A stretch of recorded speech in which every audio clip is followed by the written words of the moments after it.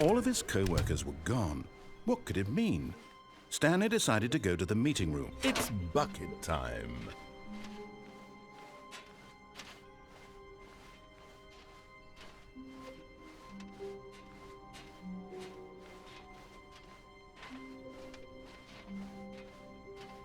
Stanley clutched the bucket tightly to his chest and entered the door on his left. Still no one was here. Stanley needed the bucket's warmth and comfort now more than ever. Perhaps his boss's office was where he'd find her. Coming to a staircase, Stanley and the bucket walked upstairs to the boss's office.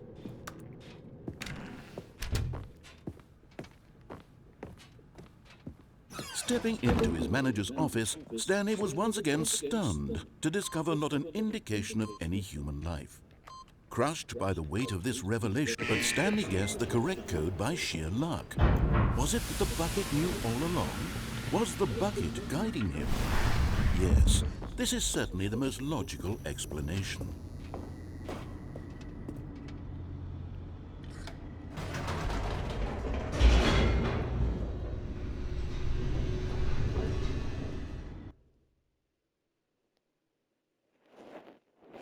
The elevator raced downward, plummeting towards an unknown fate. It would be all Stanley could do to keep himself together, if not for the bucket. Soothing him, comforting him, reassuring that in this darkest moment of uncertainty, he would be all right. The bucket is here for you, Stanley. Everything will be fine. Wait, Stanley said to the bucket. Can we go back up? When I was pressing those keypad buttons, there was something very intriguing about the number 3. I want to go back so I can try pressing the number 3 again. The bucket said nothing.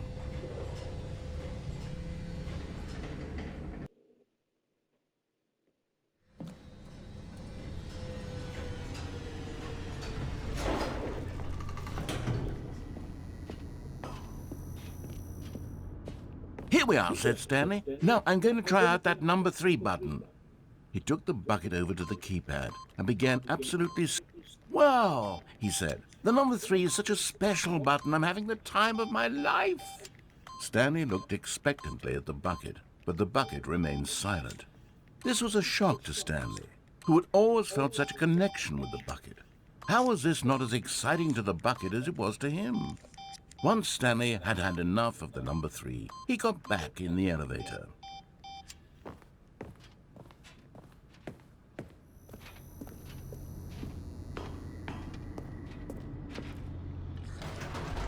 Perhaps the bucket had missed something. Perhaps it had not seen how much joy Stanley got from slamming the number 3 repeatedly.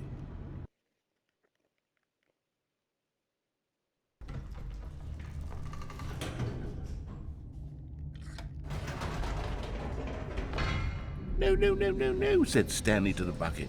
You can't go on yet. Not till you understand how much the number 3 means to me. You and I have been through so much together, and I just want you to see what I see. Feel the happiness I feel. He smiled at the bucket, and the bucket said nothing.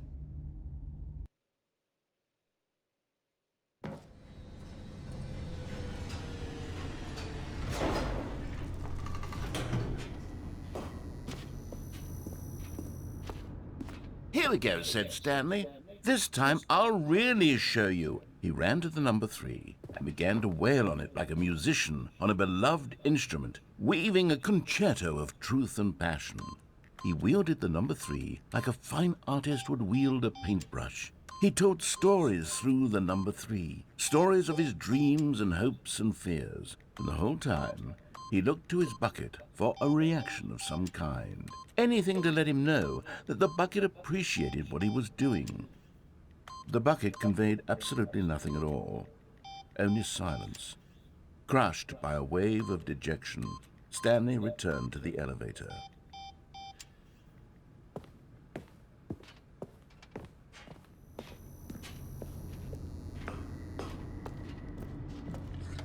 Stanley and the bucket were so close. They'd always been there for one another. Why suddenly could the bucket not connect with this passion of Stanley's? The question caused Stanley to ruminate the whole way down the elevator. He knew that there must be a way to get through to the bucket, to communicate fully with his dear friend. Surely there was a solution, mustn't there be?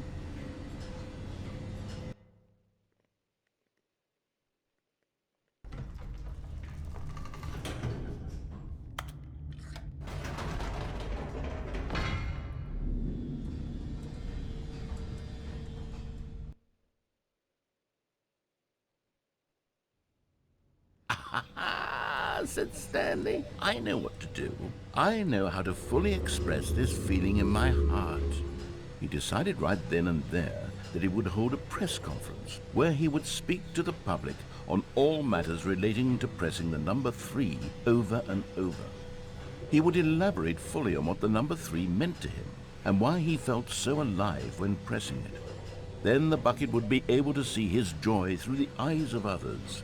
It would get to see the world react to this discovery of Stanley's.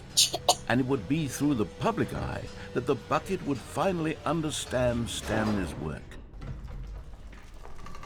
For months, he advertised and marketed his press conference, building excitement around it, developing and rehearsing it, until it couldn't be refined a single measure further. When the big day arrived, Stanley was as prepared as he'd ever been for anything in his life.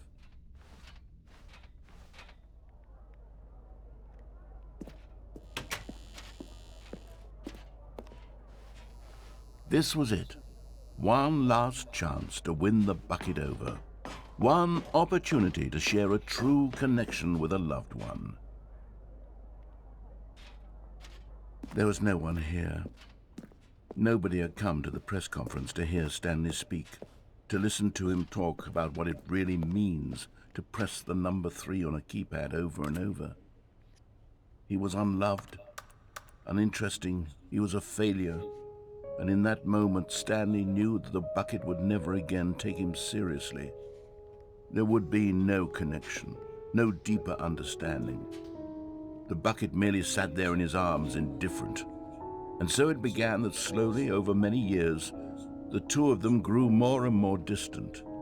They spoke less and less, neither wishing to state the obvious, that any sense of real respect between them had eroded since that day at the press conference. There would be no more games, no more long conversations about passion and pursuit, only a silence that consumed the space between friends. And Stanley, having for once in his life discovered the warmth and comfort of true companionship, was cast back into the unremarkable normalcy of loneliness.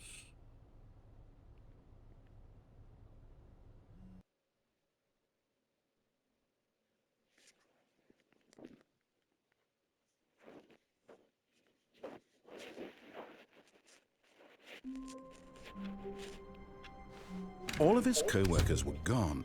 What could it mean? Stanley decided to go to the meeting room. Perhaps he had simply missed a memo. When Stanley came to a set of 2 open doors, he entered the door on his left.